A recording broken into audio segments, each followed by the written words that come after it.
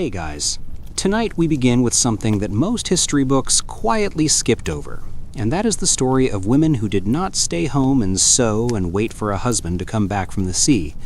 No, these women went to sea themselves. They picked up swords, and they sailed into storms, and they robbed ships, and they built reputations that made grown men nervous. And tonight we are going to talk about what happened to those women when the adventure ended, because it did end. For most of them, it ended in the courtroom, or on a dock, or in a cell that smelled like salt and rot. And what came after that was not quick, and it was not kind, and it was in many ways far more interesting than anything that happened while they were still free. So, before you get comfortable, take a moment to like the video and subscribe, but only if you genuinely enjoy what I do here. Okay, now pull your blanket up, dim the lights a little. We are going to spend the next couple of hours drifting through history together. And by the end of it, you will know far more about female pirates than you ever expected to, and hopefully you will be very sleepy. So, let us start from the beginning.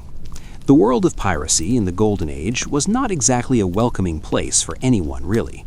It was cold and wet, and the food was bad, and the pay was uncertain, and the legal consequences were very final. Hanging was the standard outcome for pirates who got caught, and the law did not tend to be flexible about this. Courts in the early 18th century treated piracy as one of the most serious crimes a person could commit because it threatened trade, and trade was essentially the heartbeat of the British Empire, and several other empires besides. So when a pirate was caught, the trial was usually short and the sentence was usually the same.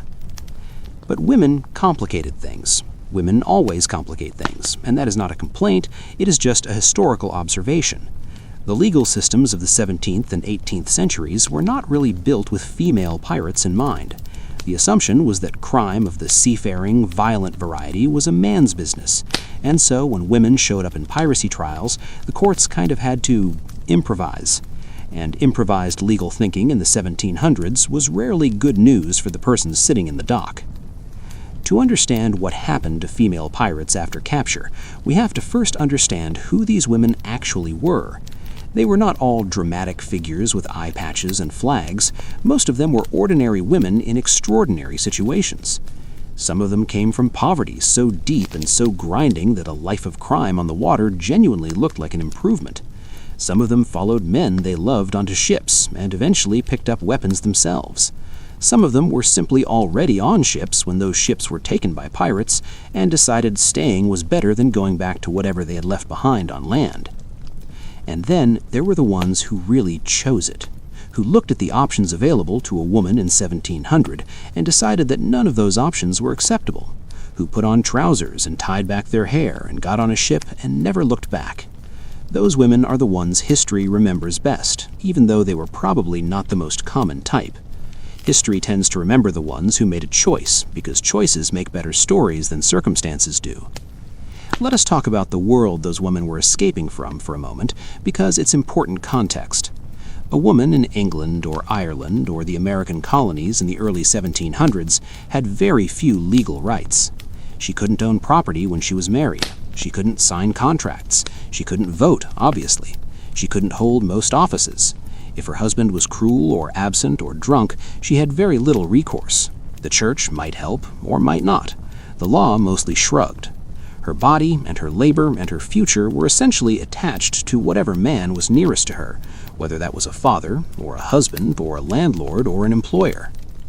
So when we talk about women who ran away to sea, we should probably be a little less surprised than we sometimes are. Running away was not irrational. It was a perfectly reasonable response to a set of circumstances that offered almost nothing. The sea, at least, offered movement. It offered the possibility of something different, even if that something different was also dangerous and cold and smelled terrible. The Golden Age of piracy, which historians usually place between roughly 1680 and 1730, was a particularly active period for this kind of desperate mobility. The Caribbean was full of ships, and the ships were full of goods, and the goods were enormously valuable. And the colonial governments were spread thin and underfunded, and the navies were not always where they needed to be. This created a kind of window of opportunity that pirates of all kinds moved through with considerable enthusiasm. The most famous female pirates of this era were Bonny and Mary Read, and we'll spend a lot of time with them tonight because their story is well documented enough that we can actually follow it in some detail. But they were not the only ones, and they were not even necessarily typical of female pirates as a category. They're just the ones whose trial was written down carefully enough that historians can reconstruct what happened. Anne Bonny was born in Ireland around 1797, which already tells you something, because Ireland in 1797 was not a place of tremendous opportunity. She was the illegitimate daughter of a lawyer named William Cormac and her servant woman, whose name, depending on which account you read, was Mary or Peg. The circumstances of her birth were scandalous enough that her father eventually took her and her mother to the American colonies to escape the gossip and start over, which is a very 18th century solution to a very 18th century problem. They settled in South Carolina, which was at the time a fairly rough colonial outpost doing its best to become respectable. Anne grew up there, and by most accounts she was not particularly interested in becoming respectable herself. She was described by contemporaries as having a fierce temper and a sharp tongue and a general attitude toward rules that could politely be called independent. She married a small-time sailor and sometime pirate named James Bonny when she was still a teenager, which her father did not approve of, and which led to a falling out that left her more or less on her own in the world. James Bonny turned out to be not much of a catch. He became an informer working for the colonial governor of Nassau, reporting on pirate activity in exchange for money and leniency, and Anne apparently found this deeply unappealing. She left him, not quietly and not without drama. She ended up in the company of a pirate named John Rackham, who was known as Calico Jack for his fondness for calico cloth, which is honestly a very gentle nickname for a pirate, but the Golden Age had its quirks. Anne sailed with Rackham. She disguised herself as a man, or possibly didn't bother to disguise herself much at all, depending on which version of events you follow. She worked on the ship, she fought when there was fighting to be done, she became genuinely part of the crew, and by all accounts, the crew accepted her, or at least tolerated her, which in the pirate world was essentially the same thing. Mary Read came from an even stranger starting point. She was born in England around 1685, and her mother had been in the habit of dressing her as a boy since childhood. The reason for this is somewhat complicated and involves inheritance and a dead legitimate son and a grandmother who was being asked to financially support a child she did not know was illegitimate, and the whole thing is a tangle of late 17th century financial desperation that actually makes a certain amount of sense when you lay it all out. The short version is that Mary grew up dressing as a boy because it was financially useful for her mother, and she apparently got quite good at it. She eventually enlisted in the military as a man. She served in Flanders, which was doing what Flanders was usually doing in this period, which was being fought over by various European powers. She fell in love with a fellow soldier and revealed herself to him, and they married and set up a small inn together, and for a brief period Mary Read appears to have had something approaching a normal life. Then her husband died, and the inn failed, and she ended up back in the world with very few options, and old habits die hard. So she put on men's clothes again and got on a ship. The ship was captured by pirates. Mary stayed. She kept her male disguise for a while, and then at some point stopped keeping it and was simply Mary Read, who was a pirate and who apparently did not feel the need to apologize for this. She ended up on Calico Jack's ship at roughly the same time as Anne Bonny, and the two women became something like companions, or at least fellow crew members, on a ship that was operating in the waters around Jamaica in the late 17-teens. The ship they sailed on was called the William. It was not a large vessel, and it was not particularly well armed, and Calico Jack himself was, by most accounts, a reasonably competent but not especially brilliant pirate captain. They raided small ships mostly, fishing boats and small merchant vessels. They were not the kind of pirates who were capturing treasure galleons and fighting off entire naval squadrons. They were working-class pirates in the way that most pirates actually were working class, doing fairly unglamorous work in fairly uncomfortable conditions. And then, in October of 2020, a sloop commissioned by the governor of Jamaica caught up with them. The name of the captain sent after them was Jonathan Barnett, and he found the William anchored off the northwest coast of Jamaica, and the circumstances of the capture are somewhat embarrassing for Calico Jack and most of his crew. It was night, and many of the pirates were apparently drunk, and most of them went below decks when the fighting started, rather than staying to defend the ship. Bonny and Mary Read, by all accounts, did not go below decks. According to testimony given at the subsequent trial, they were two of the only people on the ship who actually continued fighting. There is a story often repeated that Anne shouted down to the cowering men below that if they had any courage they would come up and fight like men. Whether she actually said this, or whether it was invented or embellished later, is impossible to know for certain, but the fact that it was included in the trial record suggests that at minimum the story was considered plausible by people who were there. The William was taken, the crew was arrested, and Calico Jack and Bonny and Mary Read and the rest of them were brought to Spanish Town in Jamaica to stand trial for piracy. And this is where the story gets interesting from a legal and historical perspective, because what happened at that trial tells us a great deal about how the 18th century thought about women and crime and culpability, and what options existed for women who had done things the law did not approve of. The trial took place in November 2020. It was conducted under the authority of the Vice Admiralty Court, which was the court with jurisdiction over crimes committed at sea. Calico Jack and most of the male members of his crew were tried first and convicted quickly. Piracy in 1720 was not a charge that required a great deal of deliberation. The evidence was usually fairly straightforward. You were on the ship was doing piracy, you were doing piracy. Conviction and death sentence followed with something approaching mathematical inevitability. Calico Jack was hanged. Several of his crew were hanged with him. Their bodies were displayed in the way that was customary at the time, which is to say they were left hanging in public or placed in iron cages called gibbets to serve as a warning to other pirates. This was not considered unusual or excessive, it was simply the standard procedure, and no one involved appears to have given it much thought. Bonny and Mary Read were tried separately. They were convicted of piracy, just as the men had been. The evidence against them was, if anything, stronger than it was for some of the male crew members, because multiple witnesses testified to their active participation in the ship's activities and their behavior during the capture. They were both sentenced to death. And then something happened that the court had clearly not anticipated and that required a pause in the proceedings. Both women announced that they were pregnant. The announcement that Bonny and Mary Read were both pregnant was not something the court of Spanish Town, Jamaica, in November 1720 had built much flexibility into its schedule to accommodate, but it had to accommodate it because there was a legal principle involved, and legal principles in English common law were serious business, even when they were inconvenient. The principle was called pleading the belly. It had existed in English law for a long time. The basic idea was simple. If a woman was condemned to death and she was found to be pregnant, then the execution had to be delayed until after she had given birth. The reasoning was not particularly compassionate toward the condemned woman. It was about the child. An unborn child had committed no crime and therefore should not be executed for its mother's sins. The child was, in theory, innocent, and innocent people should not be hanged, and so the execution waited.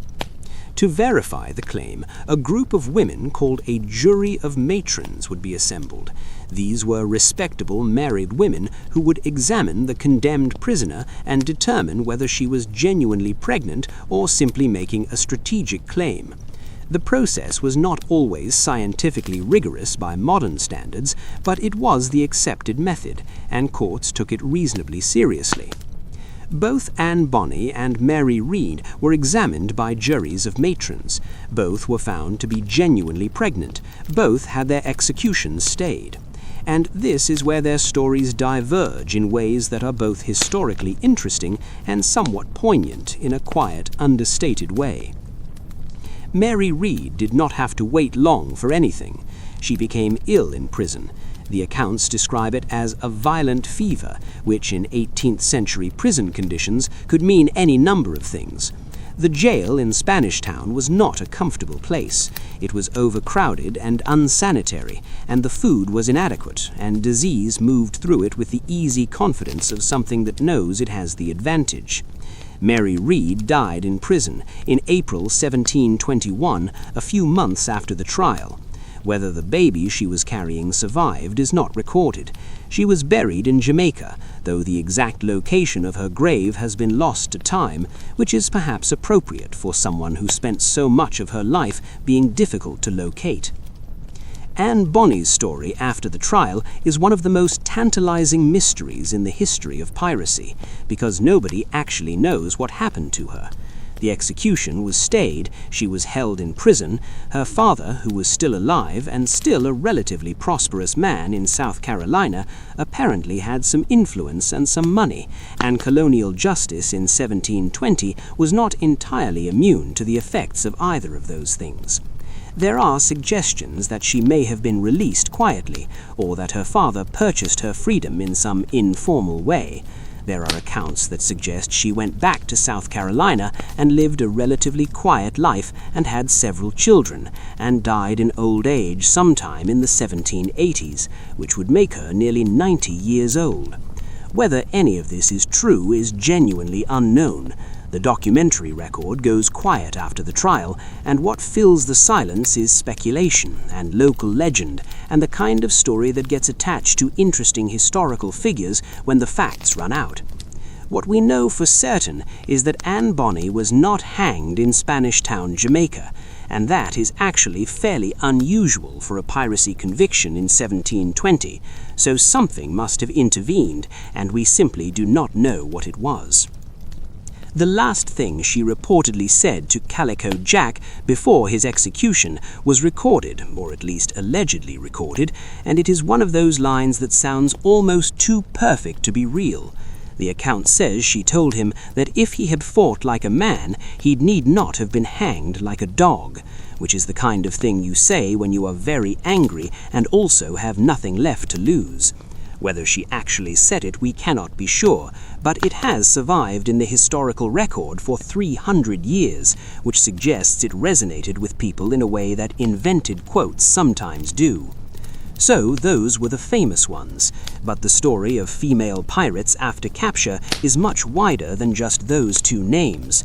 To understand the full picture, we need to go back further and wider and look at how different cultures and different time periods handled women who ended up outside the law in maritime contexts. Let us drift back a few centuries, back past the golden age of Caribbean piracy to the medieval period, when the sea was a different kind of dangerous and the concept of piracy was somewhat more loosely defined.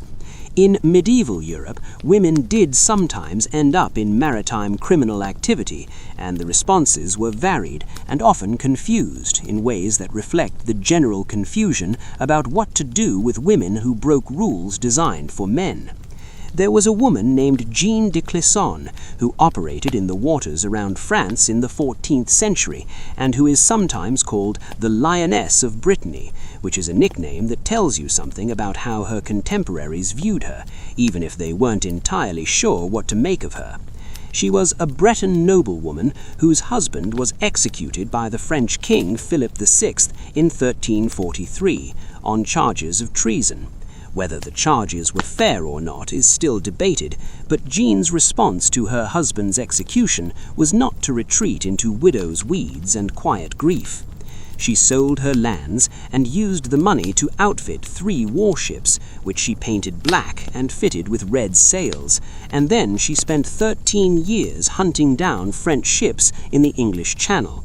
She was specifically targeting ships loyal to the French crown, and she was apparently quite good at it. She is said to have personally overseen the killing of French nobles captured during her raids, sparing only a few to carry word back to the king of what she had done. She was working with the English, who were at the time in one of their recurring military conflicts with France, and who found a private fleet attacking French shipping to be a very convenient arrangement. Jeanne de Clisson was never captured. She eventually retired from piracy around 1356 and married a Breton nobleman and lived out the rest of her life in something resembling comfort, which is a remarkably good outcome for someone who spent over a decade as an active pirate, and this relative success probably has a lot to do with the fact that she was operating with political cover. She was not just a criminal, she was a political enemy of the French crown who was allied with England, and in that context, her activities were at least partially legitimized by the larger conflict she was operating within. But most female pirates did not have that kind of political cover, and most of them did not have Jean's resources or social standing to begin with. Most were operating in circumstances much closer to pure criminality, and when they were caught, the legal systems they faced had to improvise. Let us move to China for a moment, because the story of female pirates is genuinely global, and the Chinese maritime tradition produced one of the most remarkable pirate figures in all of history, regardless of gender. Ching Shih, who is sometimes spelled Zheng Yi Sao, or written as the wife of Zheng Yi, was a woman who started life as a sex worker in a floating brothel in Canton, and ended up commanding the largest pirate fleet in recorded history. She was born around 1775, and the early details of her life are sparse in the way that the lives of poor people are usually in historical records. She married a pirate named Zhang Yi in 1801, and this marriage appears to have been something of a genuine partnership from the beginning. Zhang Yi was already a significant figure in Chinese piracy, and Ching Shih was actively involved in building and managing the confederation of pirate fleets that came to be known as the Red Flag Fleet. When Zhang Yi died in 1807 in a typhoon, Ching Shih did not fade into the background. She took command. She did this through a combination of political maneuvering within the Pirate Confederation, which was not a simple unified organization but a complex alliance of different captains and clans, and she managed this transition with considerable skill. She allied herself with her adoptive son and eventual second husband, Zheng Po Sai, and together they continued to expand the fleet. At its height, the Red Flag Fleet under Ching Shih's command numbered somewhere around 1,800 ships and between 80,000 and 100,000 sailors and pirates, which is a number that is difficult to fully comprehend. This was not a ragtag collection of criminals.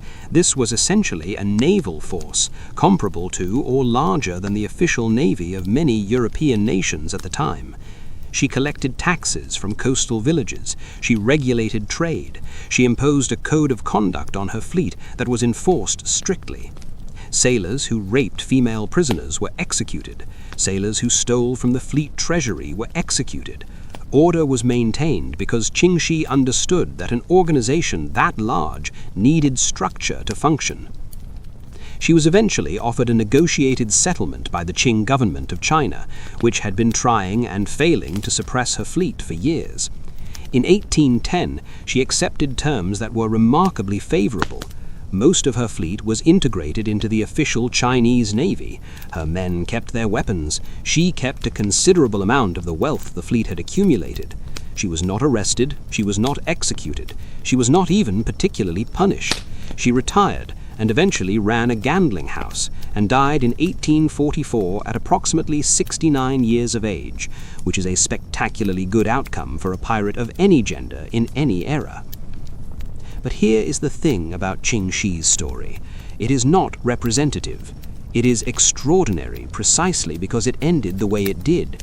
The reason it ended that way was partly her own skill, and partly the sheer logistical impossibility of destroying a fleet that size without catastrophic loss to the attacking force, and partly the political pragmatism of Qing officials, who decided that negotiation was cheaper than war.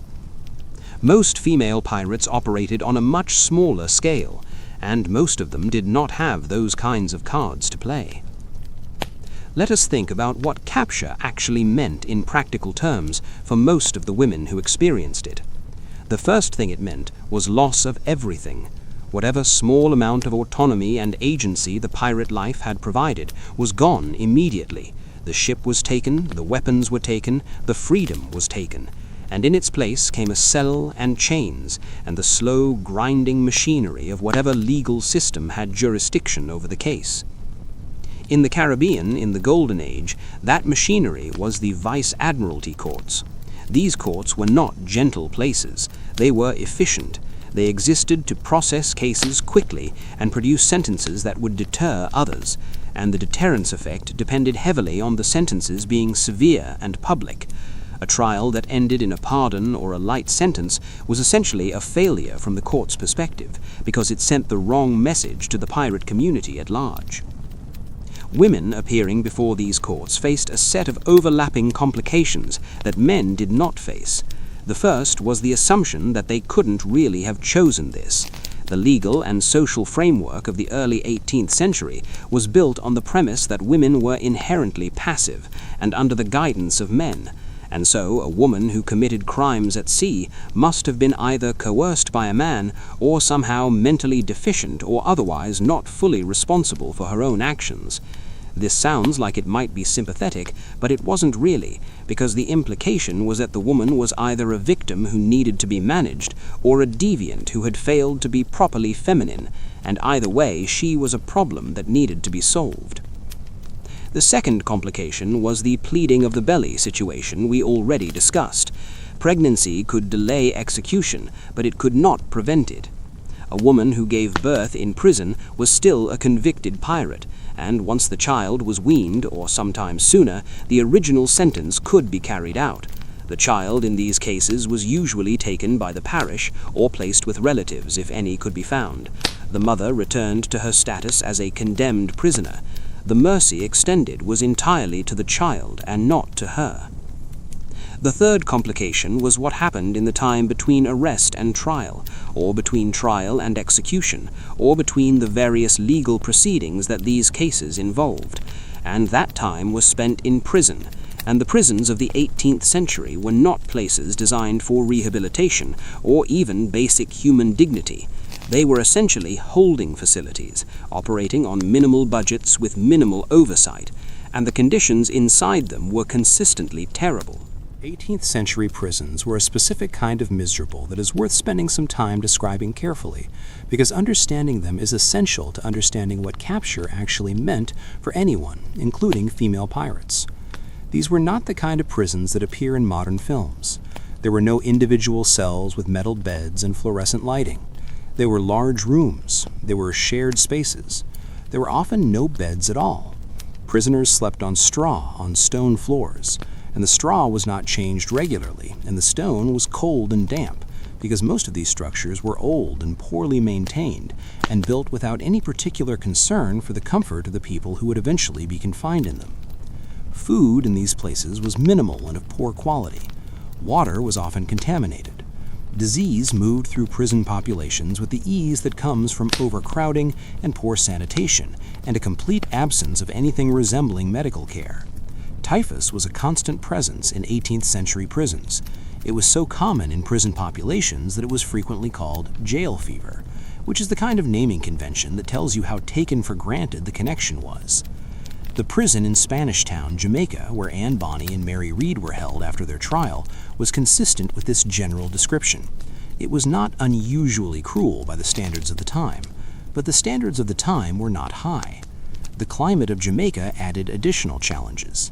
Heat and humidity created conditions in which disease spread faster, and physical discomfort was compounding, and the combination of poor ventilation and tropical weather made confined spaces genuinely hazardous to health in ways that went beyond just the discomfort. Mary Read's death in that prison from fever is entirely consistent with what we know about how people died in 18th century Caribbean jails. The fever that killed her could have been typhus or yellow fever or malaria or any number of other things that the climate and conditions made available. The fact that she was pregnant when she entered the prison made her more vulnerable. Pregnancy in the 18th century was already a significant physical stress under the best conditions, and the conditions she was in were very far from the best. For women who survived their prison time, the question of what came next depended heavily on factors that had very little to do with what they had actually done, and a great deal to do with who they were connected to and what resources those connections could mobilize. The colonial legal system of the early 18th century was genuinely hierarchical in ways that were mostly invisible because they were simply assumed. A woman with a father who had money and social standing in the colony was not in the same situation than a woman with no family and no resources and no one to advocate for her, even if they had committed identical crimes. Anne Bonny's apparent escape from execution is probably best understood in this light. Her father, William Cormac, was a prosperous man in South Carolina. He had connections, he had money. The colonial world was small enough that people of property knew each other and owed each other favors, and the formal legal system and the informal network of relationships and obligations that ran alongside it were not always clearly separated. Something happened between her conviction and what should have been her execution. What exactly happened we do not know, but the most plausible explanation involves the application of resources and connections in ways that the official record did not see fit to document. Women without those resources had fewer options, and those options were generally worse. Transportation was one of them. Transportation in this context meant being sent to a penal colony, usually in the American colonies before the Revolution, or later in Australia. It was an alternative to execution that was used for crimes that were considered serious, but perhaps not serious enough to warrant hanging. A convicted pirate was usually in the hanging category, but courts had some discretion and occasionally exercised it, especially when the evidence of active participation was somewhat ambiguous, or the defendant was young or had some other circumstance that might give a court pause. Being transported meant being put on a ship in chains and sent across an ocean to a place you had never been and deposited there as essentially a servant to whatever colonist or official needed labor for a term of years that might be 7 or 14, or in some cases effectively permanent. For women transported to the American colonies in the early 18th century, the experience was shaped by the specific labor needs of those colonies. Domestic service was the most common placement. You cooked and cleaned and sewed and carried and were paid nothing, or almost nothing, for it, because your labor was owed as the price of avoiding a worse sentence. If you were fortunate, the household you were placed in was tolerable. If you were not fortunate, it was not, and your options for leaving or complaining were essentially non-existent because your legal status made you effectively propertyless and voiceless. There were women who managed to make something of the situation over time, who served their term and found a way to establish themselves in the new world, and who built lives that were not entirely defined by the circumstances that had brought them there. These stories exist, but they are not easy to find in the historical record, because the historical record of the 18th century was primarily interested in documenting the lives of people with property and social standing, and women who had been transported convicts rarely had either at the beginning of their post-sentence lives. Let us widen the lens a little further and look at what happened to female pirates in other parts of the world at different periods, because the Caribbean Golden Age is only one slice of a much larger story, and the variations in outcome are genuinely illuminating. In the Mediterranean world of the medieval and early modern period, piracy was a constant presence, and it operated in a context shaped by the ongoing conflict between Christian and Muslim powers that dominated the region for centuries. The specific form this took for women was complicated by the existence of the corsair system, which operated primarily out of the Barbary coast of North Africa, and which treated captured enemies as potential sources of ransom or labor, rather than as criminals to be executed. Women captured in corsair raids on Christian coastal towns were primarily valuable as slaves, and this was a different kind of terrible outcome than the one Anne Bonny faced, but in some ways a more common one for women who ended up in the wrong place at the wrong time in the Mediterranean. The corsair system and the Christian piracy that operated in response to it created a regular trade in human beings that moved across the Mediterranean in both directions, and women were consistently the most valuable items in that trade, because domestic slavery and concubinage had economic value in ways that male slaves, somewhat complicatedly, did not in the same categories. Women who were themselves corsairs or who participated in North African piracy were a smaller category, and their legal fate when captured was shaped by the fact that they were usually Muslim enemies in the eyes of Christian captors, which added a layer of religious hostility on top of the hostility towards piracy and towards female crime.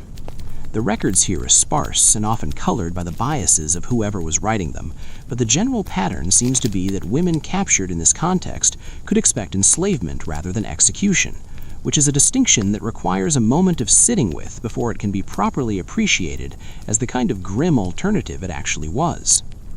Let us float back to the Atlantic and move a little further back in time to look at a figure who is sometimes mentioned in lists of female pirates, but who occupies a genuinely different category from the Golden Age Caribbean pirates. Grace O'Malley, who is known in Irish as Grania Mall, was a 16th century Irish chieftain and seafarer from the west coast of Ireland, and her story is worth knowing because it illustrates a different set of possibilities for women who operated outside the law in maritime contexts when they had political legitimacy on their side. Grace O'Malley was born around 1530 into the O'Malley clan of County Mayo, and the O'Malleys were a seafaring family whose power and wealth had always been tied to control of the sea lanes along the west coast of Ireland. Grace grew up in this world and took to it naturally. She was leading her clan's maritime activities by the time she was in her 20s, and she spent the following decades being a consistent nuisance to the English colonial administration of Ireland, which was at the time in the process of trying to suppress Irish clan power and replace it with English legal and administrative structures. She raided ships, she collected tolls from vessels passing through waters she considered her territory, she allied and unallied herself with various Irish and English factions, depending on what the political situation required. She was arrested at least twice, and released both times under circumstances that suggest her political usefulness, or her family's connections, or both, were sufficient to prevent the full application of whatever sentence her captors might have been considering. The most famous episode of her relationship with English authority was her meeting with Queen Elizabeth I in 1593. Grace O'Malley was in her 60s by this point, and she traveled to London and was received at Greenwich and had a meeting with the Queen that was reportedly conducted in Latin, since neither woman spoke the other language fluently. What they discussed has subject to considerable embellishment over the centuries, but the core of it seems to be a negotiation about the status of Grace's sons and the security of her own position in the context of ongoing English colonization of Ireland. This was not the meeting of a criminal with her sovereign, or rather it was. Not only that, it was also the meeting of two powerful women who understood power and were negotiating its terms directly with each other. Elizabeth wrote letters after the meeting granting various things that Grace had asked for. Whether those grants were fully honored in practice is another question, but the fact of the meeting itself is remarkable evidence of what was possible when a woman who operated outside the law had sufficient standing to be treated as a political actor rather than simply a criminal. Most women who found themselves in conflict with maritime law did not have that standing. Most of them were not chieftains with centuries of clan history behind them. They were ordinary women in extraordinary situations, and when they were caught, what awaited them was the ordinary machinery of justice applied to extraordinary circumstances, and the results were rarely as interesting as Grace O'Malley's London visit. The legal outcomes for female pirates were only one part of what capture meant. The other part was public. The early modern period understood punishment as a performance, and that performance required an audience. The point was not just to punish the individual criminal, but to communicate to everyone who saw or heard about the punishment that this behavior had consequences, and those consequences were severe and visible, and not something you wanted to experience personally. For male pirates, this public dimension of punishment was relatively straightforward. You were hanged, your body was displayed, people walked past it and noted that piracy ended this way, and in theory they adjusted their behavior accordingly. The gibbets along the Thames and in ports like Nassau and Port Royal were a regular feature of the urban landscape, and they were intended to be a regular feature. Out of sight would have defeated the purpose. For female pirates, the public dimension was more complicated because the very existence of a female pirate was already a kind of public spectacle in ways that a male pirate was not. A woman who had operated outside the carefully maintained boundaries of appropriate female behavior was not just a criminal, she was a social problem. She was evidence that the systems meant to keep women in their proper place had failed somewhere, and that failure needed to be addressed and commented upon and processed publicly in ways that went beyond just the legal sentence. The trial of Anne Bonny and Mary Read attracted significant public attention. The governor of Jamaica had the transcript of the proceedings published shortly after the trial, and this document became widely circulated in the Atlantic world. It was reprinted in books about piracy, including the famous General History of the Pirates, published in 1724 under the name Captain Charles Johnson, which most historians now believe was written by Daniel Defoe or someone working in very close connection with Defoe's circle. The way that publication framed the story of Bonny and Reed is instructive. There was considerable emphasis on their gender. Their female bodies were described. Their relationships with men were detailed. The narrative was shaped by the concerns of an audience that was simultaneously fascinated and disturbed by the idea of women who had been so thoroughly outside the expected order of things. The fascination and the disturbance were not separate reactions. They were the same reaction, expressing itself in the slightly prurient interest that characterized a lot of early 17th century popular literature about crime. This is a pattern that repeated itself in the coverage of female criminals generally in this period. Women who committed crimes were interesting to the reading public in a particular way that male criminals were not. The question of how they had gotten there was always present. The implication that some failure in their upbringing or their character or the men in their lives was responsible for their fall was almost always in the background. And the moral lesson that the story was supposed to teach was almost always framed in terms of proper female behavior and what happened when you deviated from it. This framing was not neutral. It shaped how these women were remembered and how their stories were told and retold, and it shaped the legal and social environment in which other women who might have been tempted to similar choices were making their calculations. The message was clear, and it was delivered loudly and publicly. This is what happens to women who step out of line. This is where that path leads. Look at these women and understand that this is not a life worth choosing. Whether the message was actually effective in deterring female participation in piracy is hard to measure. Piracy declined after the 1720s, but it declined for many reasons that had nothing much to do with the exemplary punishment of female pirates. Naval power increased. Colonial governments became better funded and better organized. The specific economic conditions that had made the Caribbean such fertile ground for piracy in the early 17th century changed from the outside, rather than being voluntarily given up from the inside. But in the moment, the public dimension of these trials and these punishments was very real and very deliberate. The governor of Jamaica wanted those transcripts published. He wanted people to know that the law had reached Anne Bonny and Mary Read and had dealt with them as it dealt with any pirate. The fact that their gender made the story more interesting to the reading public was a bonus from the administration's perspective. More interesting meant wider circulation, and wider circulation meant a more effective deterrent message. Let us think for a moment about the women who watched or read or heard about these cases from the outside. Women in colonial ports like Nassau and Port Royal and Kingston who were living the kind of ordinary constrained lives that piracy supposedly offered an escape from. What did they make of these stories?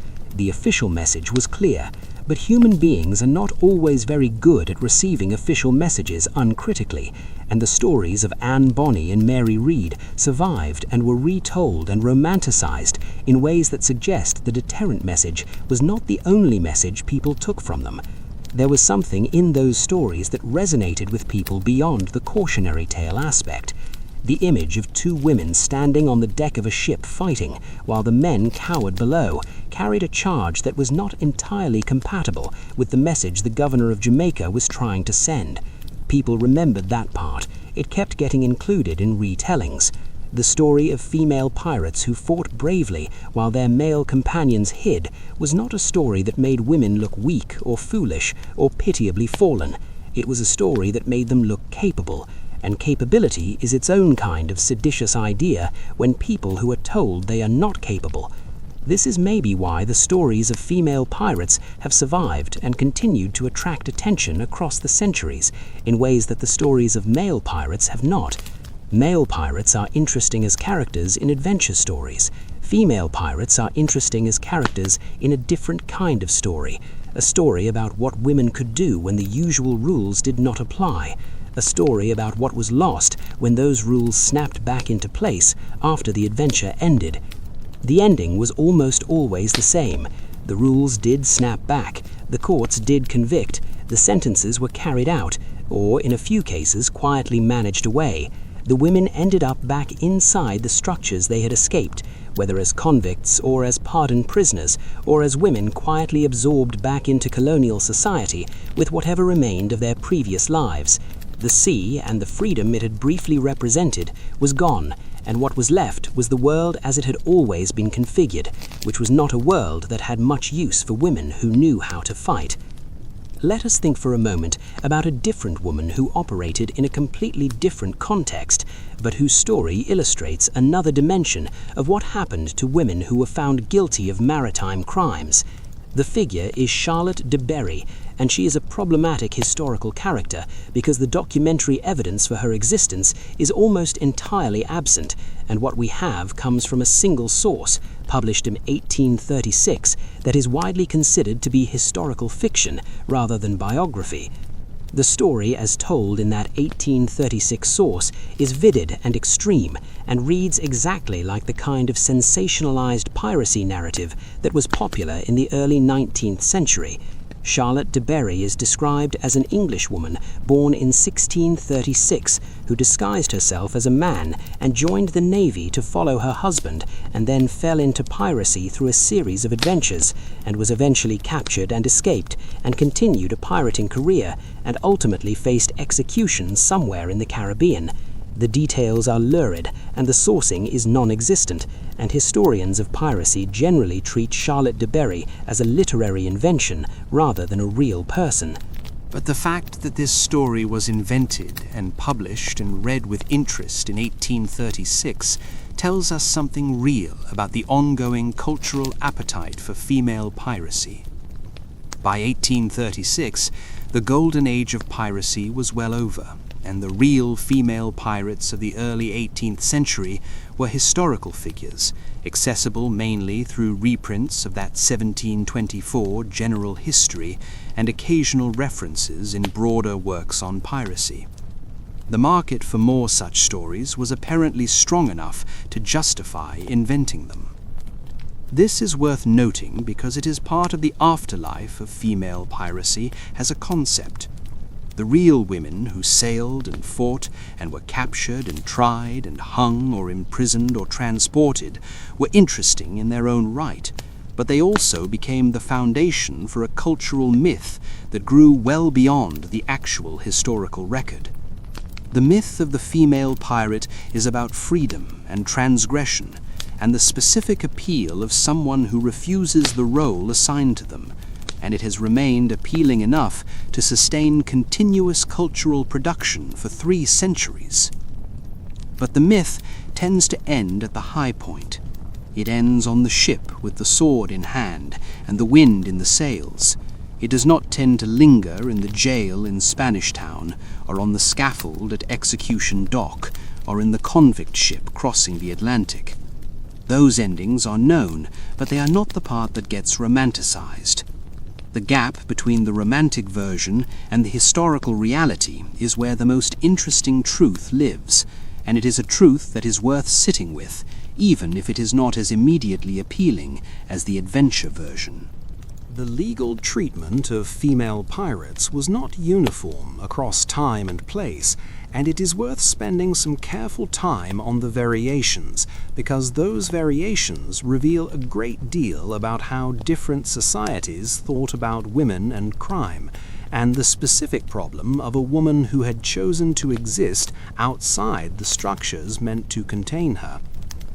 English common law, as applied in colonial courts, had a doctrine called coverture that shaped everything about how women were treated legally. Under coverture, a married woman had no separate legal existence with her husband.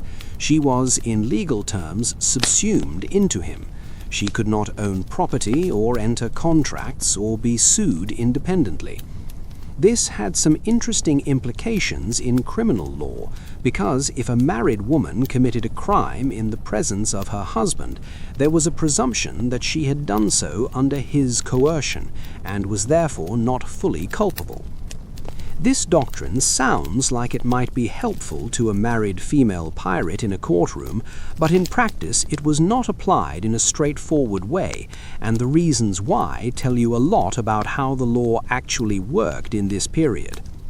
The doctrine of marital coercion was applied at the discretion of judges, and it was applied inconsistently, and it was almost never applied to serious crimes.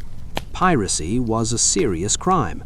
A judge who wanted to apply marital coercion as a defense for a piracy charge would have been going against the general interpretation of the law, which was that coercion could only excuse minor offenses. More importantly, Anne Bonny was not married to Calico Jack. She had left her husband, James Bonny. Her relationship with Calico Jack was what the period would have called irregular, which meant that the legal protections of coverture did not apply, and even if they had, the application would have been contested given the circumstances.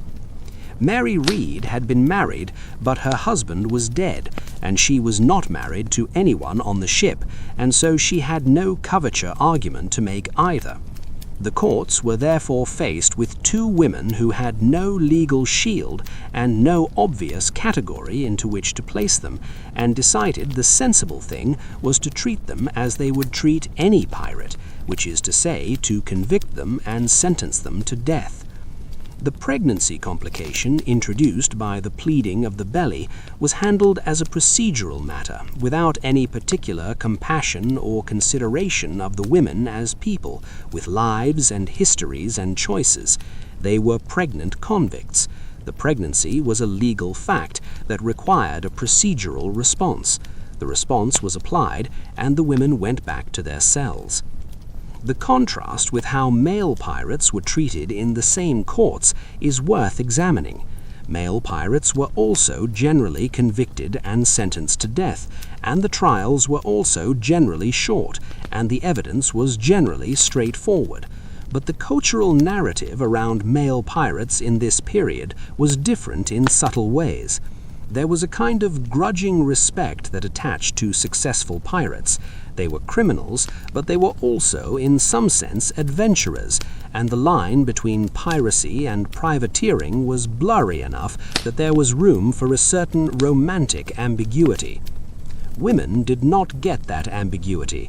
A woman who had been a pirate was not ambiguous. She was a problem. She had failed to be what she was supposed to be, and she had done so actively and deliberately, and the law's job was to deal with the failure. The slightly romantic patina that could attach to male pirates in popular culture and even in court narratives did not attach to female ones, or rather it did attach eventually in the retelling of their stories after they were dead, but not in the moment of the trial, which is the moment that mattered for the women themselves. This asymmetry is one of the things that makes the story of female pirates after capture so much grimmer than the story of male pirates after capture, even though the formal legal framework was theoretically the same. The formal legal framework was theoretically the same. The informal cultural framework that shaped how that formal framework was applied was very different. Let us look at a specific case that illustrates this in concrete terms. In 1722, a large group of pirates associated with the crew of Bartholomew Roberts, who was one of the most successful pirates of the Golden Age, were captured and tried in Cape Coast Castle on the coast of West Africa. Bartholomew Roberts himself had been killed in the engagement that led to the captures, so he was not among the defendants, but a large number of his crew were, and the trial was one of the biggest piracy trials of the era.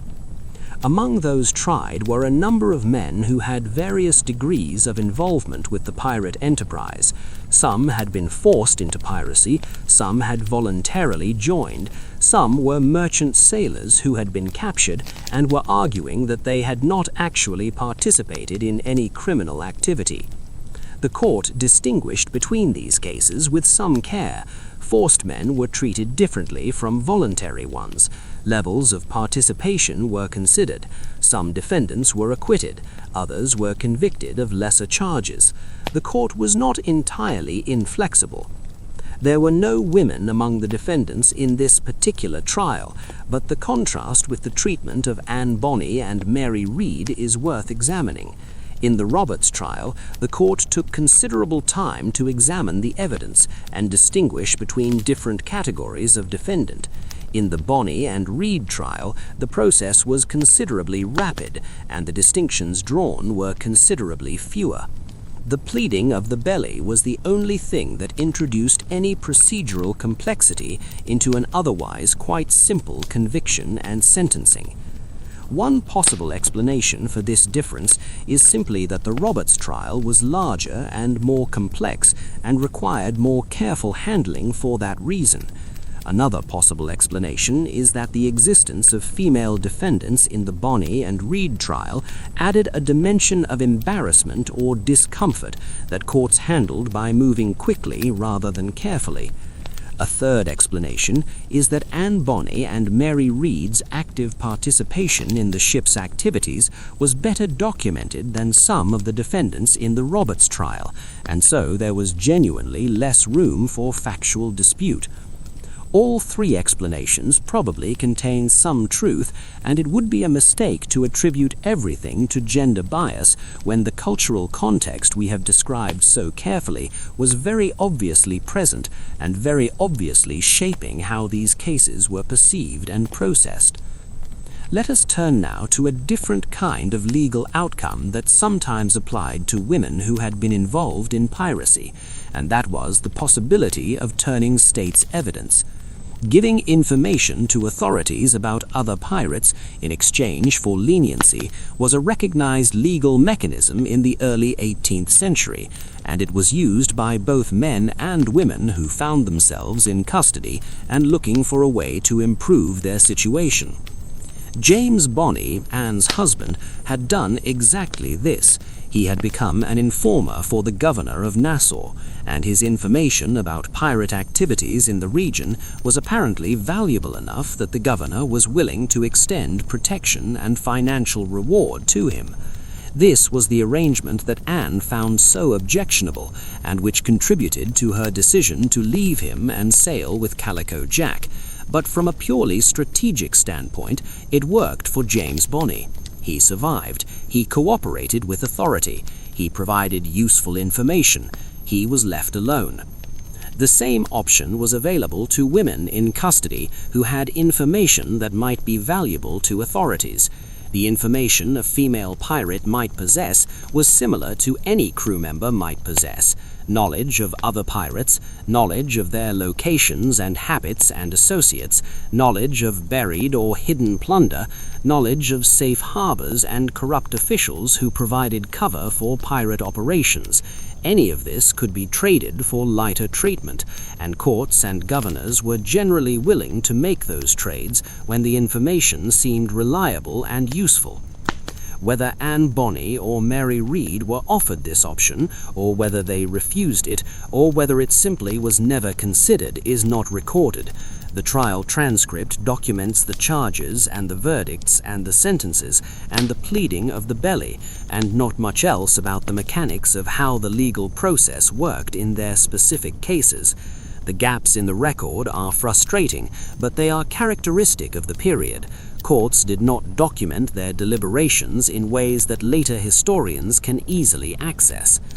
What we do know is that no information about other pirates that could be attributed to either Anne Bonny or Mary Reed appeared in colonial records after the trial, which either means they did not cooperate or means their cooperation was handled in a way that was not reflected in official documents, or means there was nothing they knew that was useful by the time of the trial. All of these are possibilities, and there is no way to choose definitively between them.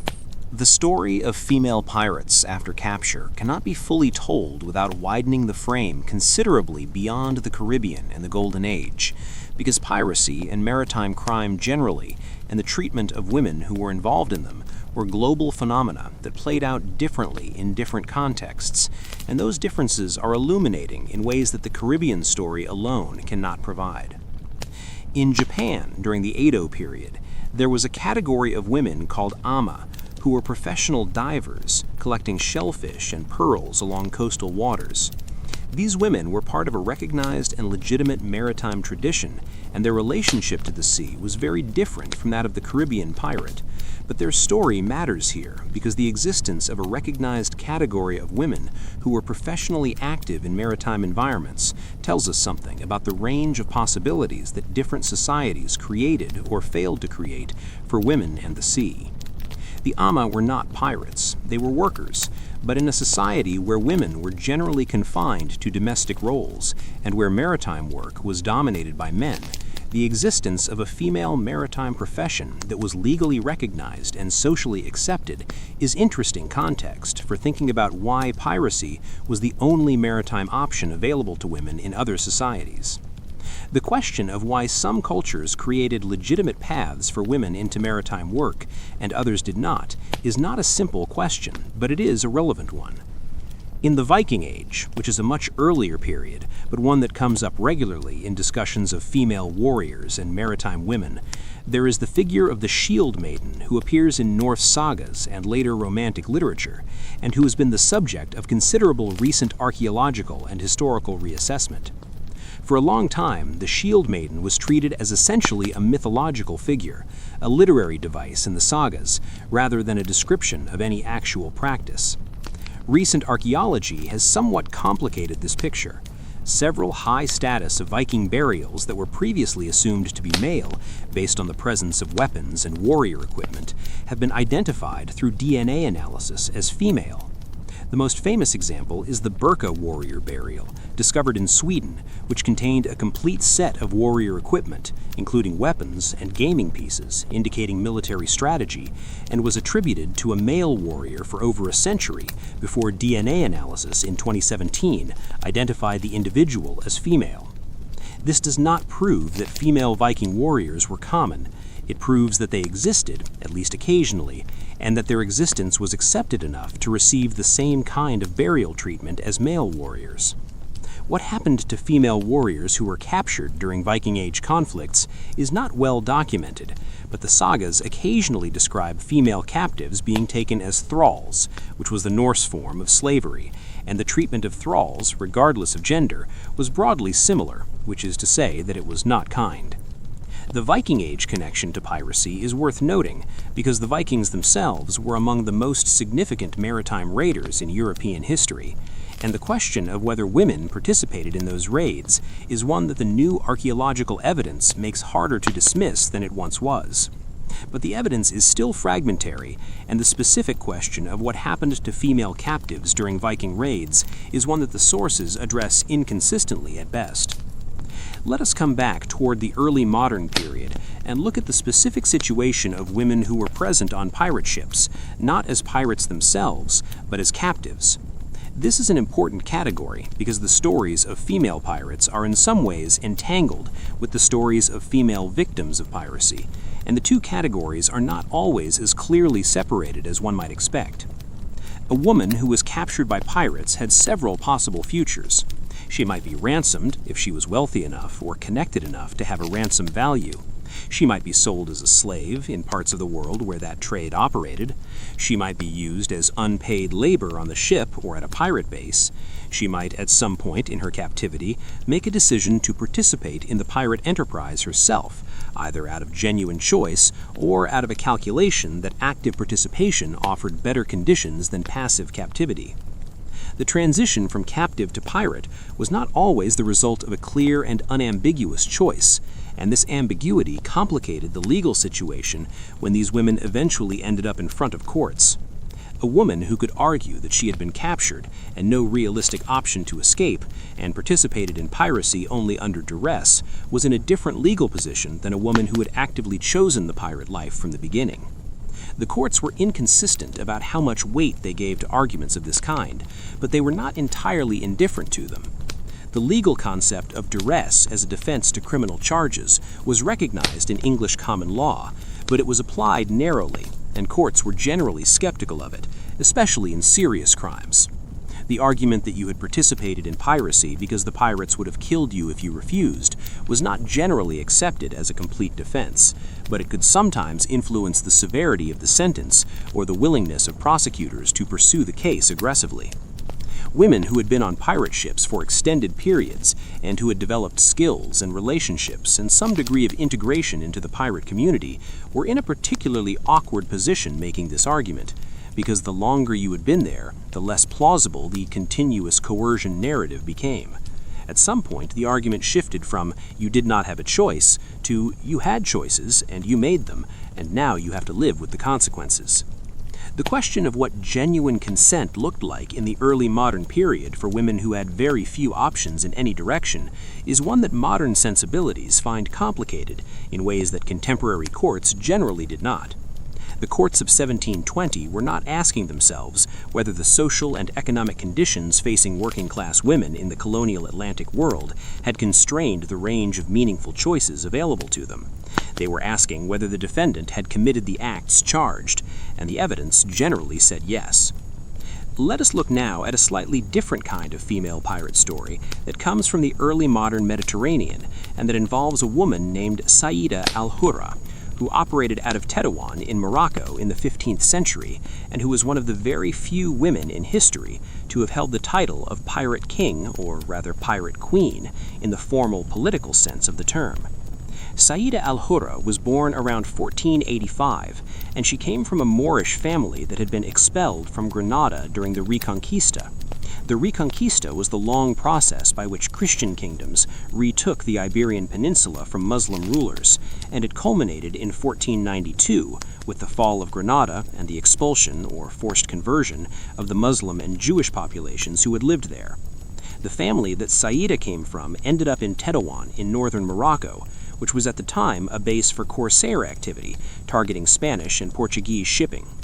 Sayyida married the ruler of Tetuan, and after his death she became the ruler herself, which was recognized formally enough that she retained the title Hurra, which meant free or independent woman, and which was a formal designation of her status as a ruler who was not subject to any male authority.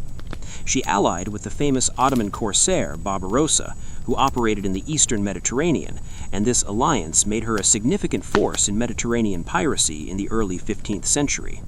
She was never captured. She ruled Tetuan for decades, and eventually her political power was ended not by capture or trial, but by internal political machinations when her son-in-law effectively deposed her. After that point, the historical record is quiet about what happened to her. She apparently died sometime after 1942, but the exact date and circumstances are unknown. Sayyida al-Hurra represents the category of female maritime power that operated with full political legitimacy, at least within her own sphere, and this makes her story fundamentally different from that of the working-class pirates we have been following. She was not a woman who had escaped something to get to the sea. She was a ruler who used the sea as a tool of power in the same way that any 15th century coastal ruler might. Her opponents would not have described her activities as piracy at all. They would have described them as warfare. Her supporters would have described them as legitimate resistance to Christian aggression against Muslim populations. The question of what piracy means and who gets to define it is one that runs through all these stories. Piracy, from the perspective of the law, is essentially unauthorized maritime violence. But what counts as authorized violence depends entirely on who is doing the authorizing and who is being asked to recognize the authority. Privateers operated with letters of marque that made their violence authorized from their own government's perspective and piratical from everyone else's. Corsairs operated with authorization of the Ottoman Empire or the Moroccan court or various other authorities that recognized their legitimacy, even as Spanish and Portuguese merchants categorized them as pirates. Women who found themselves in these zones of legal ambiguity were in an interesting position. A woman who could claim political legitimacy for her maritime activities was in a very different situation from one who could not. And political legitimacy was easier to claim if you were already socially powerful. A noblewoman leading her clan's maritime activities, like Grace O'Malley, or a ruler directing corsair fleets, like Sayyida al-Hurra, had resources for legitimation that a woman of no social standing who had simply ended up on the wrong ship did not. This is perhaps the most consistent theme across all these stories. The outcomes for female pirates after capture depended very heavily on social position and political connections. Women with standing survived better. Women without standing survived less well. This is not a surprising observation because the same pattern appears in the treatment of male pirates after capture. But for women, the range was more extreme, because the social position of women varied more dramatically, and the legal tools available to protect that position were more limited. The public nature of punishment in the early modern period deserves its own careful examination, because the performance of justice was not incidental to how it worked, it was essential. The whole system was built on visibility. The point was not just to remove the criminal from circulation. The point was to demonstrate in the most visible possible way that the law had reached this person and had dealt with them, and that the same fate awaited anyone who made the same choices. For pirates specifically, the theatrical dimension was particularly well developed. Execution Dock in Wapping on the Thames was the traditional site of execution for pirates and other maritime criminals tried under Admiralty jurisdiction in England. The site was chosen deliberately because it was on the waterfront. Ships going out of London would pass it. Sailors would see it. The message was directed specifically at the maritime community. This is what happens to people who go wrong at sea. The executions at Execution Dock followed a specific ritual that was designed for maximum theatrical impact. The condemned were taken to the site in a procession. There was typically a chaplain and an official party and the prisoner themselves. The gallows were constructed at the low water mark rather than on the shore itself, which meant that the body after death was in the tidal zone. The traditional practice was to leave the body until 3 tides had washed over it, which was part of the ritual degradation built into the punishment. After that point, the bodies of particularly notorious pirates were often placed in iron cages called gibbets and displayed at prominent points along the river. The gibbet was designed to let the body decompose in place so that the evidence of the punishment was visible for months or years. Pirates who passed by on ships could see the remains of those who had been caught before them. The message was obvious, and it was designed to be obvious. Women were not typically gibbeted after execution in the same way that men were. This was not exactly mercy, it was more about how the public degradation of female bodies was coded differently than the public degradation of male ones. There were specific forms of public punishment that were reserved for women, including forms that were explicitly about shame and public exposure in ways that connected to the particular vulnerability of female reputation rather than the more general vulnerability of public safety. The cucking stool and the pillory were both used for women who had committed offenses against public order or morality in early modern England, and they were explicitly about public shaming through exposure and humiliation.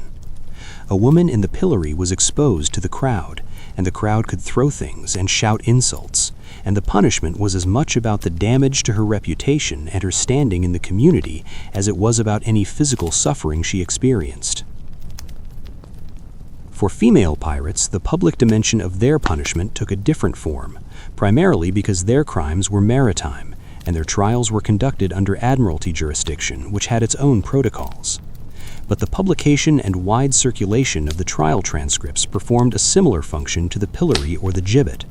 It put their stories in front of the public, and it framed those stories in ways that were designed to produce the appropriate responses of condemnation and warning.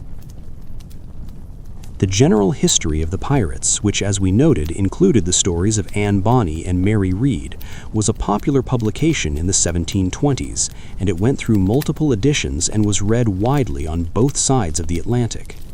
The stories it told were framed as cautionary tales, but they were entertaining enough that people read them for pleasure.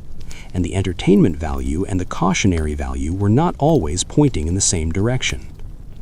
Readers who were primarily interested in entertainment were not necessarily extracting the message that here were 2 remarkable women who had done extraordinary things and had stood their ground when the men around them had not, and had met their fates without apparent weakness. That message was in the text too, even if it was not the officially intended one. This is the paradox at the heart of public spectacle punishment. The more vividly you describe the criminal and their crimes in order to make the cautionary message effective, the more you risk creating an appealing narrative that generates sympathy or admiration rather than deterrence. The courts and governors who published piracy trial transcripts wanted deterrence. They got deterrence for some readers, and adventurous fantasy for others, and historical fascination for every subsequent generation. Anne Bonny and Mary Read have been the subject of novels and plays and films and documentaries and podcast episodes and YouTube videos for 300 years. The cautionary message the governor of Jamaica was sending in 2020 has been absorbed and forgotten by almost everyone who has since engaged with their story. What has survived is the image of two women fighting on a ship while men hid below decks, and the image of them standing in a courtroom, defiant and pregnant, and not visibly broken by anything that had happened to them. That is not the deterrent message. That is almost the opposite of the deterrent message.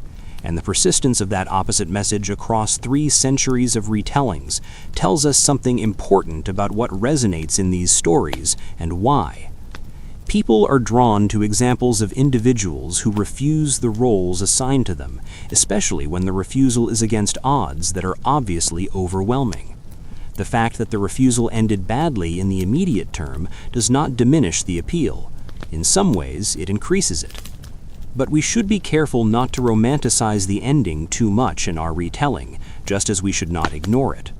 The romanticization is its own form of dishonesty, because it skips over what capture and imprisonment and trial and the threat of execution actually felt like from the inside. Mary Read died in a cell in Spanish Town. That is not romantic. It is a death from infectious disease in an overcrowded prison in a hot climate at a relatively young age, and it happened to a woman who had spent most of her life surviving through a combination of resourcefulness and disguise and ended up trapped when those resources ran out.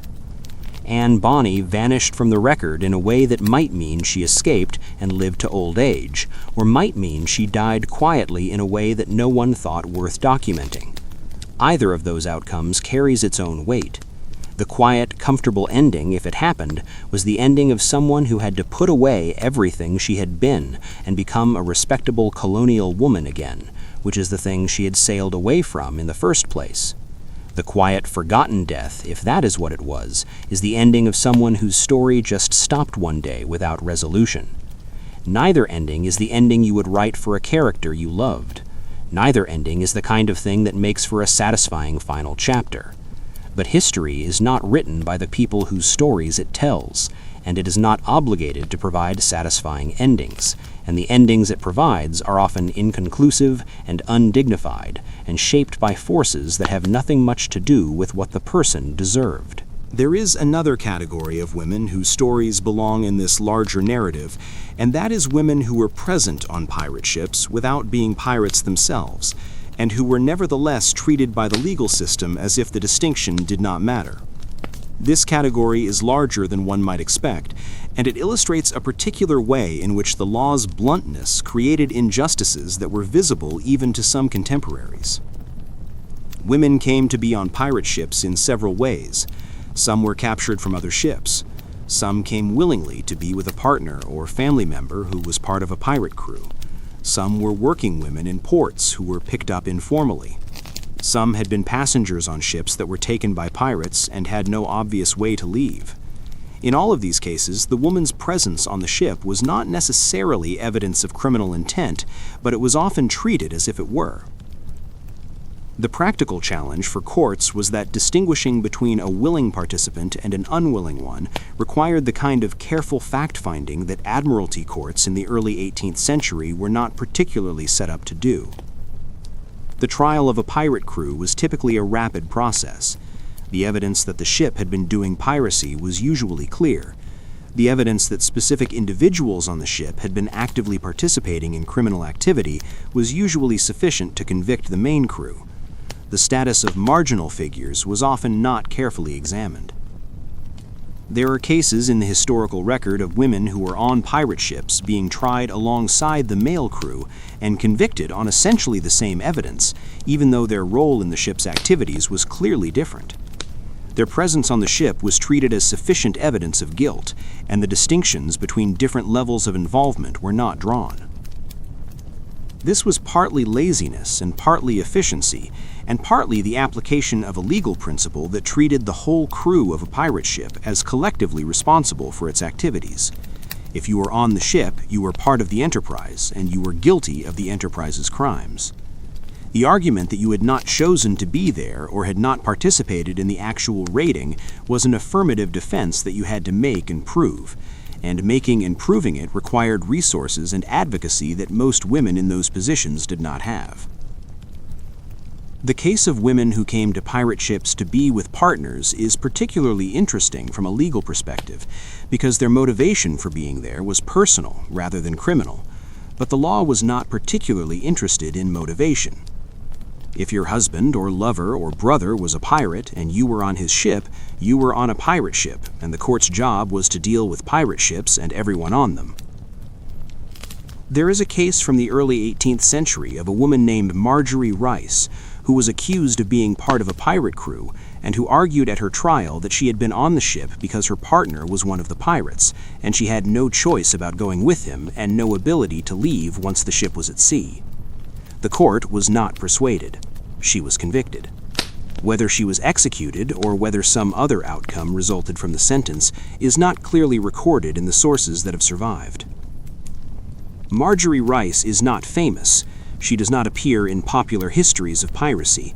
Her name does not come up in YouTube videos about female pirates because her story does not have the vivid quality of Anne Bonny's story or the romantic complexity of Mary Read's story.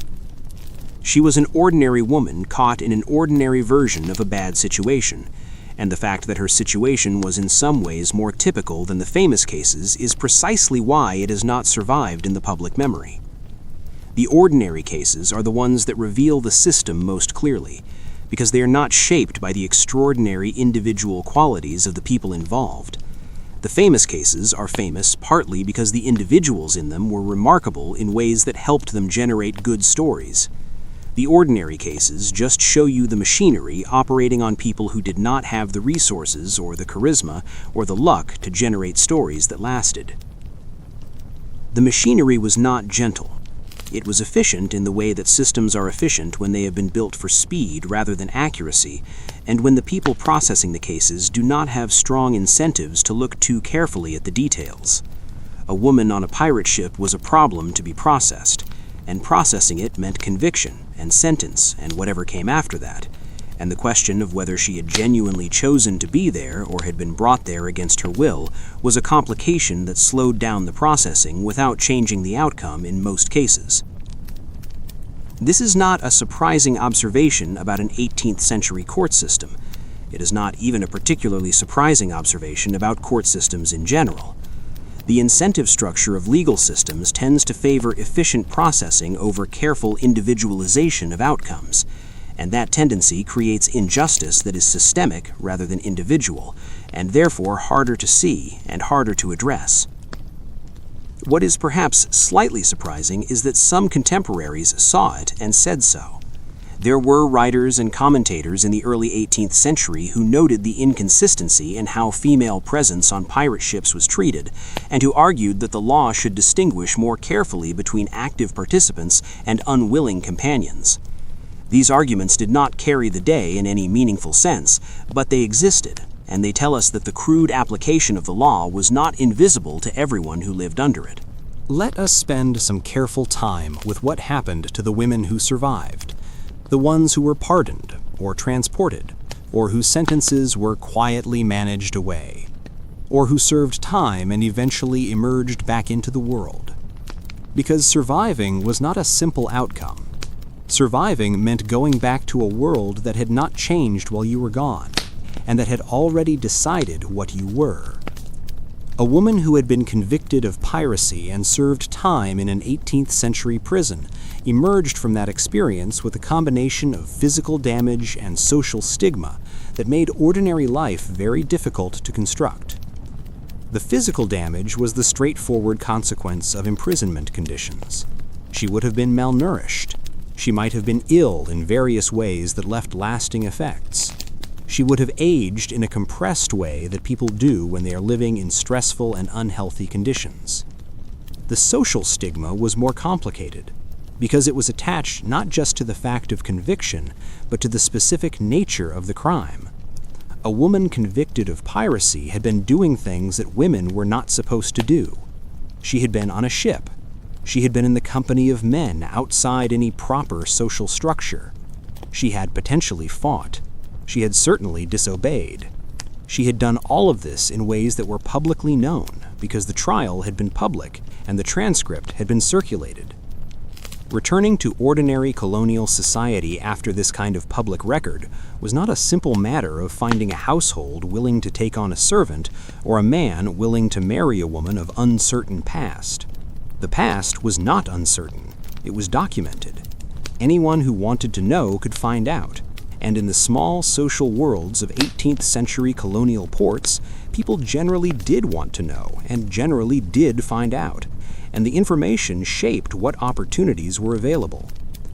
The women who managed best in this situation seemed to have been the ones who were able to move, to go somewhere where they were not known, to start over in a place where the documented past had not yet arrived. The colonial Atlantic world in the early 18th century was large enough that this was sometimes possible. There were new towns and new communities being established, and in the early stages of such communities, the history of the people who came to them was not always carefully examined. A woman who had been transported to Virginia from a piracy conviction and who served her term of indenture might, after that term was completed, choose to move further west or further south, or to marry someone who was also starting over in a new place and not asking too many questions about where she had been. In a world without systematic record-keeping or quick communication, this kind of fresh start was possible in ways that it would not be later. Whether Bonny achieved this kind of fresh start is what the mystery of her disappearance from the historical record might represent. The woman who may or may not have died in old age in South Carolina in the 1880s would have had 60 years to construct a different version of herself over the bones of the person who had stood convicted of piracy in Spanish Town in 1720. 60 years is enough time to do that if you are careful and lucky, and if the world cooperates to some degree. The women who had been less spectacularly criminal and less publicly tried had an easier time of it. A woman who had been tangentially connected to piracy and had been transported but had not been subject to a published trial transcript was in a better position than Bonny to disappear into ordinary colonial life. The ordinary traces left ordinary traces, and ordinary traces fade faster. Transportation itself was a complicated experience that varied enormously depending on the specific circumstances. The ships that carried transported convicts across the Atlantic in the early 18th century were not designed for comfort. They were cargo ships, essentially, carrying human cargo with minimal attention to the condition of that cargo on arrival. Disease was common on the crossing, and the crossing was long. Women who were already weakened by imprisonment were vulnerable. On arrival in the American colonies before the Revolution, transported convicts were typically indentured to planters or merchants or craftspeople who paid a fee for their labor. The work was hard, and the conditions were variable. In a good household, the work was domestic, and the treatment was tolerable, and the food was adequate. In a bad household, all of those things were different. The legal protections available to an indentured servant were minimal, and the ability to complain to authorities about mistreatment was limited by the legal status and the practical difficulty of accessing any kind of official remedy. Women transported for maritime crimes were in essentially the same position as women transported for any other crime. The specific nature of the original offense was not a significant factor in what happened to them after arrival. They were convict labor, and they were processed as convict labor, and the earlier part of their story was not particularly relevant to the planters and merchants who were buying their time. After the term of indenture ended, a transported woman was technically free. She could legally leave her employer. She could legally seek other work, or marriage, or whatever path forward she could find. She had no legal claim to land or compensation or assistance of any kind from the colonial government. She had the clothes on her back, and whatever skills she had acquired, and whatever social connections she had managed to build during her indenture, and that was it. From this point, the story branches in as many directions as there were women experiencing it. Some of them married. Some of them found work in domestic service as free rather than indentured workers. Some of them ended up in poverty in colonial towns, doing whatever work was available to poor women, which was limited and poorly paid. Some of them disappeared from the record entirely, which means they either died or moved to places where records were not being kept, or both. The ones who married were taking the most conventional path available to them, but even that path had complications specific to their situation. A woman who disclosed her past to a potential husband was taking a risk that the disclosure would end the possibility of the marriage.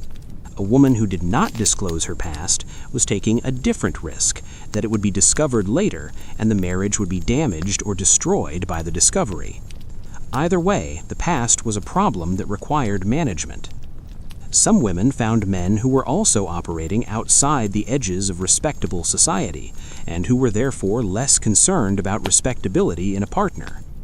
Other women found the colonial frontier areas, where social norms were still being established, and in which the communities were too new and too busy with immediate survival to be carefully policing the histories of everyone who showed up. These were the spaces in which reinvention was most possible, and in which women with difficult pasts had the best chance of making something that worked. The children of these women grew up in many cases without knowing much about their mothers' histories. The deliberate forgetting that had to take place for a former convict to build a stable life meant that knowledge was not passed down. The stories faded. The connection to the history was broken. A great-great-granddaughter living somewhere in the American South in the 19th century might have no idea that one of her ancestors had stood in a courtroom in Spanish Town, Jamaica, in 1720 and declared herself pregnant to delay an execution. 300 years is a long time in which to tell and retell a story.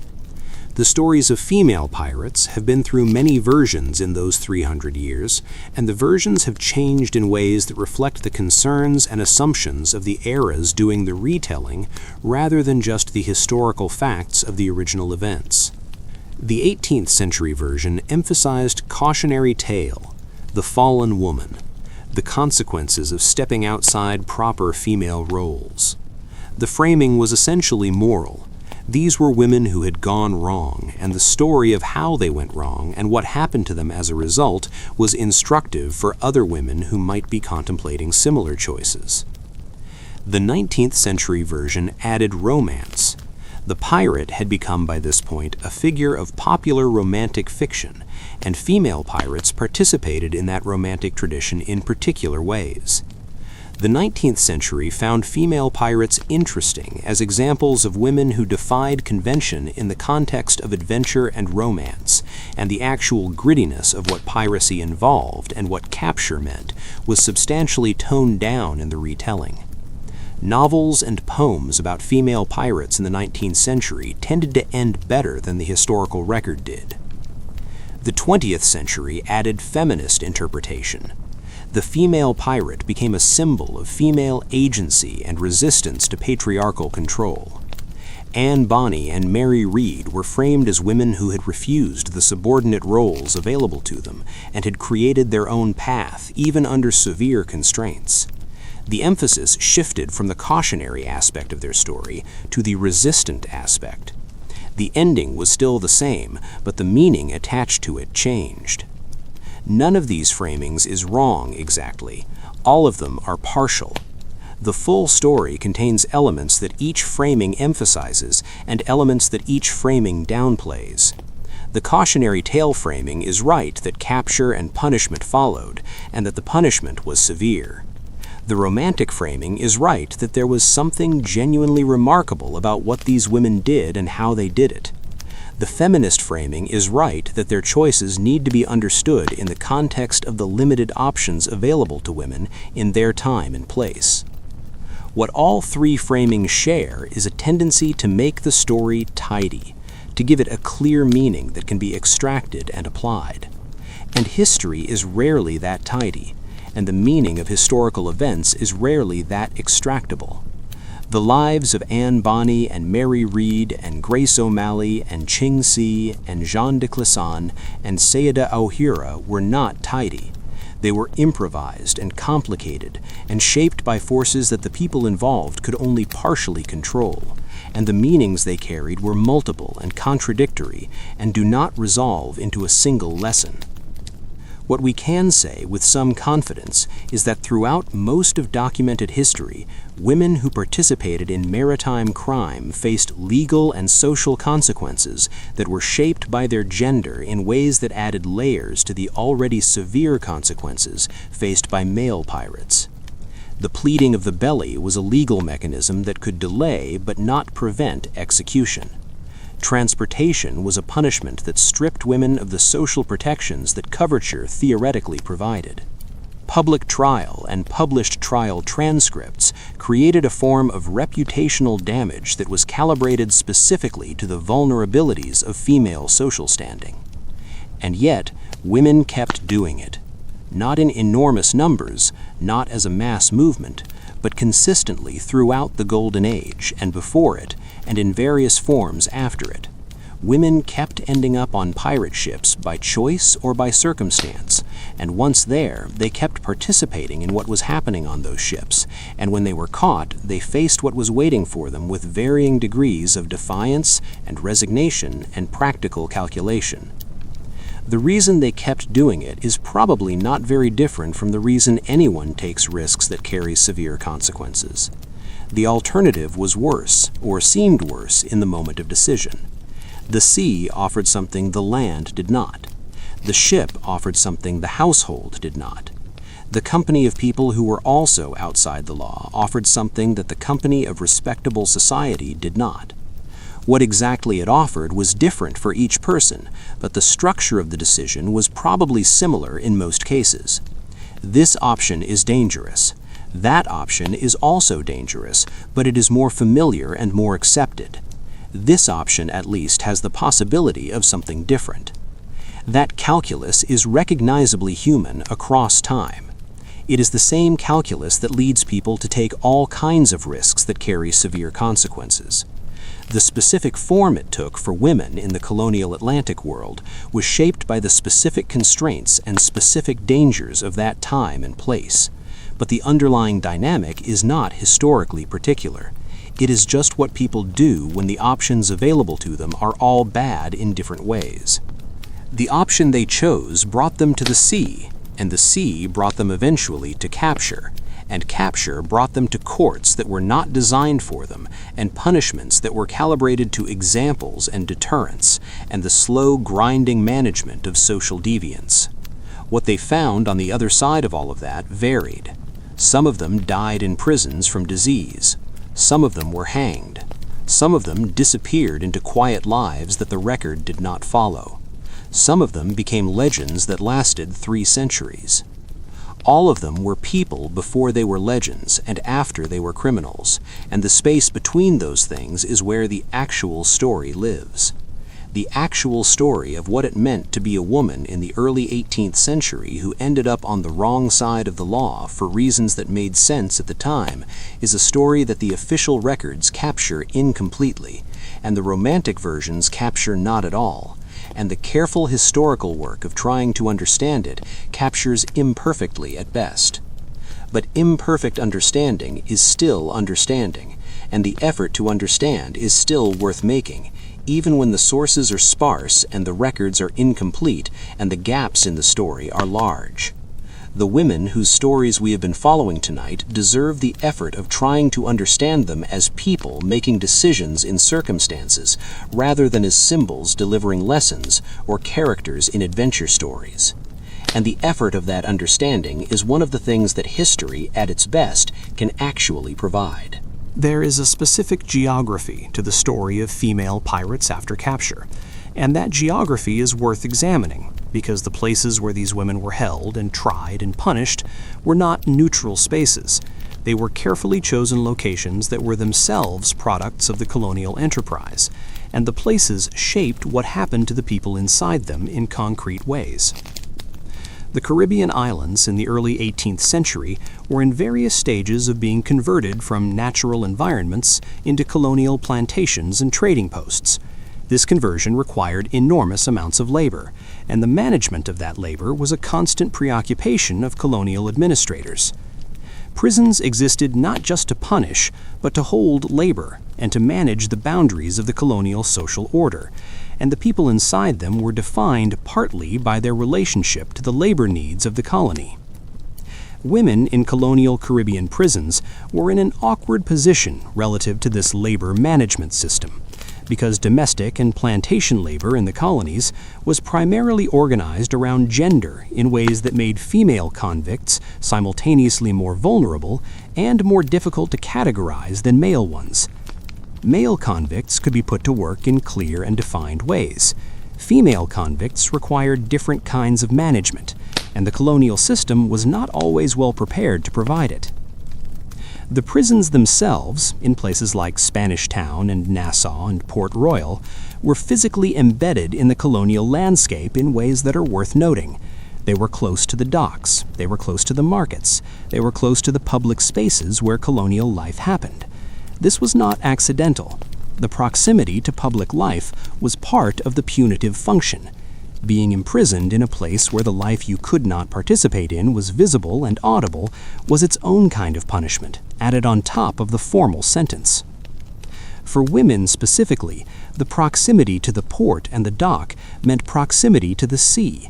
The sea that had been freedom, or at least the possibility of something different, was now visible through whatever windows or gaps the prison offered, and was unreachable. The ship masts visible from the cell were exactly the kind of spatial irony that the colonial administrators were too busy to arrange deliberately, but that existed anyway as a consequence of geography. You could see the sea, you could not go back to it. This spatial dimension of imprisonment is something that accounts of prison life in this period do not usually dwell on, but that must have been a real part of the psychological experience for people who had been at sea. The rhythms of shipboard life and the rhythms of prison life were maximally different. Ships were in constant motion, prisons were in constant stillness. Ships required constant activity and engagement with the physical environment. Prisons required waiting. Ships were full of weather and wind and the sound of water. Prisons were full of the sounds of other confined people. The transition from sea to prison was not just a change of legal status, it was a sensory and physical rupture that had its own kind of impact separate from the formal consequences of conviction and sentence. The accounts we have of pirates in prison after capture tend to focus on the legal proceedings and the formal punishments. They do not tend to focus on the texture of the waiting and the disorientation of the transition, but those things were real, and they were part of what capture meant. Let us think for a moment about Mary Read specifically in the context of this transition. She had been dressing as a man for most of her adult life, and she had done so successfully enough to serve in military campaigns and to work on ships and to be taken as male by people who had every reason to observe her carefully. The pirate ship was one of the few environments in which her gender was apparently become known and accepted. Her fellow crew members knew she was a woman, and Bonny knew. The historical record suggests that this was not a secret kept very tightly in the later stages of the ship's operation. In prison, the situation was reversed. She was unambiguously a woman again in the eyes of the law and the prison system. The male disguise that had been a lifelong survival strategy was gone, and would not have been useful in a prison context anyway, because the prison system processed you as what the court had identified you as, and the court had identified her as a woman. The categories were fixed. The flexibility of the road and the sea was gone. This is a small and specific observation, but it points to something larger, which is that the imprisonment of people who had been living outside normal social categories was not just a physical constraint, it was a categorical constraint. The prison reimposed the identities that the pirate life had at least allowed these women to partially step outside of. You were a woman again. You were a prisoner. You were a convict. The other things you had been were officially irrelevant. The pregnancy, in this context, was a particularly charged complication because it made the femaleness of the situation both legally significant and physically manifest in ways that could not be argued with or managed away. The jury of matrons who examined Mary Read and Anne Bonny was performing a ritual that was simultaneously legal and deeply personal, and the examination itself was an assertion of the prison system's authority over their bodies in a way that the sword on the ship had not been. The sword was agency. The examination was the removal of agency. This contrast runs through the whole story of female pirates after capture. The pirate life, however dangerous and however criminally defined, was in some fundamental way a life of agency. Choices were made, actions were taken. The consequences of those choices and actions were real and often bad, but they were the consequences of things you had done rather than things being done to you. Prison reversed this. Prison was things being done to you. You waited. Other people decided. The examination happened whether you wanted it to or not. The sentence was delivered, and it was delivered to you as an object rather than as a subject. The transition from subject to object is one of the things that capture means in any context, and it's one of the things that makes the stories of female pirates particularly resonant across time, because the experience of being treated as an object rather than a subject is not historically particular. It's recognizable. It connects to experiences that are not 300 years old. And that connection is part of why these stories keep being told, and why they keep finding audiences in contexts very different from the one that produced them. We should pause here and acknowledge something about the way we tell these stories. We are 300 years downstream from the events, and we have the comfort of that distance and the luxury of that perspective. And the women whose stories we are telling did not have either of those things. They were in the moment. The prison was present. The trial was present. The uncertainty about what would happen next was present. We narrate it with the calm of hindsight and the structure of a completed story, but it was not a completed story when it was happening.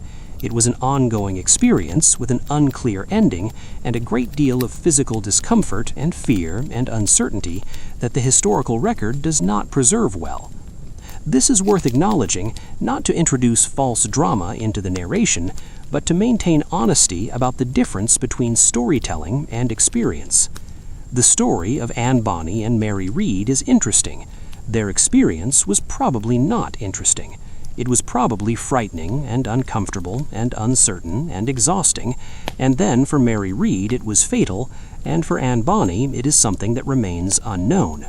The interesting story is our construction on top of their experience, and we should hold that distinction clearly.